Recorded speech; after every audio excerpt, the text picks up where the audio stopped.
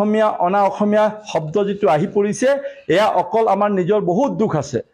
আজি এজন মাৰোৱাৰী মানুহ বা বিহাৰী মানুহ বা বেংগলী মানুহ কোনেও বেয়া নাপাব মই উদাহৰণৰ কাৰণেহে এইখিনি কথা কৈ আছো আপুনি ইয়াত দোকান খুলি পৰা ব্যৱসায় চলাই আছে ইন্ডাষ্ট্ৰি খুলি পৰা ব্যৱসায় চলাই আছে কিন্তু আপোনাৰ দোকানত যদি এজন অসমীয়া লৰা যায় আপুনি তাক হিন্দীটো 90% থাকে 1% আপুনি অসমীয়াত মিলাই পৰা কথা কয় কিয় ভাই আপোনালোকে যেতিয়া ইয়াত থাকিছে ইয়াত ব্যৱসায় কৰিছে ইয়াৰ হাৱা পানী খাইছে আৰু ইয়াত ব্যৱসায় কৰি কোটি কোটি টকা ঘটিছে তেতিয়া কি অসমীয়া ভাষাটো শিকাৰ আমাৰ অধিকাৰ নাই নেকি আজি দেৰগাঁও এটা সৰু চহৰ সেই চহৰটোত আজি ইমান ডাঙৰ এটা ব্যৱস্থা কৰিলে যে আমি অসমীয়া শিকাম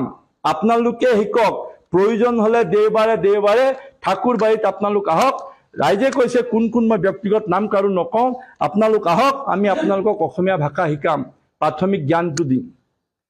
মোৰ কথাটো কিন্তু তাত উল্টা আছে মোৰ নিজৰ ইচ্ছা হ'ব লাগিব মই নাগালেণ্ড যাওঁ আজিকালি মোৰ ভাতৃপত্নী কংকনে জানে ভালকে মই 100% নাগামিছত কথা পাতো তাত আজি নাগালেণ্ডত আমাৰ যদি অসমীয়া কোনবা লৰা আছে তাক খুদিলে নাম নুদিলে ক'ব নোৱাৰে এই নগানে অসমীয়া এই নগা ভাষাও শিকি হৈছে আজি কলিকতাত থকা আমাৰ মাৰোৱাৰী বিজনেছমেনজন হি আমাৰ ইয়াত অসমীয়া নকয় হা দাদা আছেন কি খবৰ যোৰহাট আমাৰ অসমৰ ভাষাটো বেয়া নেকি শিকিবলে আমি আৰম্ভ কৰিব লাগিব আমাৰ ঘৰৰ পৰা ঘৰত যেতিয়া আমি শিকিম ঘৰত যেতিয়া মাতখাৰ দিম আমাৰ ল'ৰাটোৰ ডবল ডেভেলপমেন্ট হ'ব এই থলুৱা ভাষা শিকি গ'ল ইংৰাজী শিকিলে তাৰ ডেভেলপমেন্টৰ কাৰণে হি চিন্তা কৰিছে অসমৰ বাহিৰত যাম য'ত যাম শিকিলো ভাই আৰু হিন্দী শিকিছে আমাৰ ৰাষ্ট্ৰীয় ভাষা কিন্তু আমাৰ নিজৰ ভাষা আমি জন্ম হওঁতেই যেটো আমাৰ কাণত গুজ মাৰিছিলে সেই ভাষাটোক এলাগি কৰি আমি নতুন কিবা এটা কৰিবলৈ যোৱাটো মই নাভাবো বহুত মানে ভাল কাম গতিকে মই আহ্বান জনাইছো যদি ইয়াত ব্যৱসায় কৰি আছে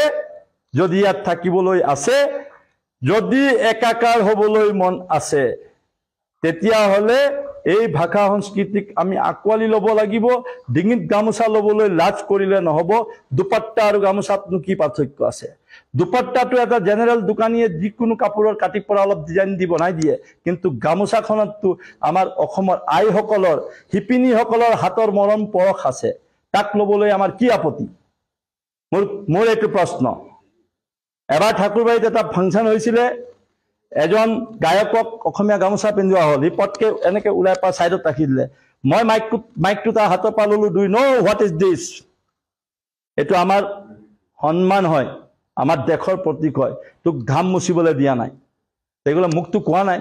মই উদ্যোক্তাসকলক কলো আপোনালোকে প্ৰথমে ক'ব লাগে যেতিয়া গামোচাখন দিয়ে বাহিৰৰ মানুহজনে নাজানিব পাৰে কি কাৰণে দিছে ই এনেকে ডিঙি পা উলিয়াই তলত পেলাই দিলে আমাৰ সন্মানত লাগে প্ৰথম বস্তুটো এইখিনিত আছে কাজিয়া হোৱা মানুহৰ ঘৰত গৈ পৰা যদি কৈ দিয়া হয় দাদা বেয়া নাপাব আধা খংটো তাতেই কাট খাই যায় যেতিয়া আমি সমাজত এনেকুৱা এটা বস্তু লৈ পৰা আহিম এনেকুৱা কৰ্ম আমি কৰিবলৈ যাম তেতিয়া মই নাভাবো কোনো আমাৰ অসমীয়া মানুহে ক'ব যে তই মাৰোৱাৰী ইয়াত কেলে আহিলি কেতিয়া হ'ব নোৱাৰে হয় মই অনা অসমীয়া মই কৈছো মই অনা অসমীয়া এই পৰহিলৈকে কোনবাই অনা অসমীয়া কওঁতে মই কাজিয়া লাগিছিল তই কিহত অসমীয়া মই যদি অনা অসমীয়া এনেকে লাগি গৈছিল মোৰ ভাইটি বহি আছে সি জানে এজেৱাইচিপি আমি একেলগে কৰা মোৰ এগ্ৰেছিভনেছটো কি এতিয়া কিন্তু মোক কোনবাই ক'লে মই কওঁ হয় মই 100% অনা অসমীয়া মই চন্দ্ৰ কুমাৰ আগৰৱালা হ'ব নোৱাৰো মই জ্যোতিপ্ৰসাদ আগৰৱালা হ'ব নোৱাৰো তথাপিও মই অনা অসমীয়া কিয় মই চন্দ্ৰ কুমাৰ আগৰৱালাক মই অনুকৰণটো কৰিব পাৰো তাততো বাধা নাই জ্যোতিপ্ৰসাদ আগৰৱালাক মই অনুকৰণ কৰিব পাৰো আৰু যিদিনা মই অনুকৰণ কৰি চলিম আৰু তেনেকুৱা কিছুমান কৰ্ম মই সমাজৰ কাৰণে কৰিম তেতিয়া জানো মোক অসমীয়া মানুহে ক'ব তই অনা অসমীয়া বুলি কেতিয়াও নকয় মোৰ এক্টিভিটিটো ভাল হ'ব লাগিব এক্টিভিটি ভাল হলে কোনেও কাকো গালি পাৰিবলৈ নাযায় মোৰ দেউতা ঢুকাইছিলে এবাউট 200 অসমীয়া মানুহ আহিছিলে কান্ধা দিবলৈ হকামতটো আমি গাঁৱলীয়া মানুহ কোনো হিচাপে নাই কিমান কোন আহিছে আৰু কোনোবা আমাৰ অসমীয়া সমাজত কাৰোবাৰ ঘৰত বেমাৰ হোৱা খবৰ পাওঁ মৰি যোৱা খবৰ পাওঁ হকামৰ খবৰ পাওঁ নিশ্চয় গৈ পৰা তাত আমি যোগ দিম গতিকে অসমীয়া অনা অসমীয়া শব্দ যেটো আহি পৰিছে এয়া অকল আমাৰ নিজৰ বহুত দুখ আছে আজি এজন মাৰোৱাৰী মানুহ